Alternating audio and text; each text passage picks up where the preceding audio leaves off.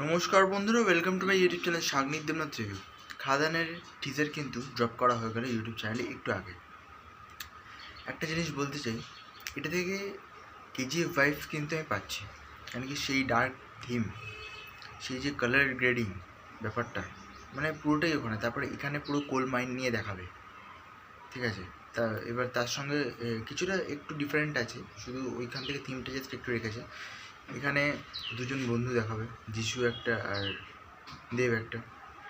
টিজারে যে অ্যাকশনগুলো দেখিয়েছে খুবই ভালো, ঠিক আছে। অনেকদিন পরে দেব আবার অ্যাকশানে ফিরছে। ফ্যামিলি নিয়ে ব্যস্ত আছি বলে কী ভেবেছিস, অ্যাকশন ভুলে গেছি, ওটা আমারই কাজ। ডায়লগগুলো ভালো। তারপরে যেভাবে এন্ট্রি নিল দেব, ওই সিনটা ভালো, ঠিক আছে। এখন দেখা যাক ট্রেলারে কীরকম থাকে, কিন্তু টিজার ওয়াইজ খুবই ভালো হয়েছে। আর যেটা আমি দেখলাম যে মনে হচ্ছে ক্র্যাশ করে গেছে, কেন কি লাইক আর ভিউ কিন্তু দুটো ম্যাচ করে যাচ্ছে 1.8K করে। তো এটা কিন্তু অনেকটাই হাইপ ছিল এটার, যে ওয়েট করেছিল অনেকজন যেটা কবে আসবে কবে আসবে। টিজারটা কিন্তু সত্যি ক্র্যাশ করেছে ইউটিউবে, সেটা দেখেই বোঝা যাচ্ছে। আর দেখে মনে হচ্ছে এটা মানে সিনেমাটাও ভালো হতে চলেছে। এখন দেখা যাক অডিয়েন্স কীরকমভাবে অ্যাকসেপ্ট করে এটা।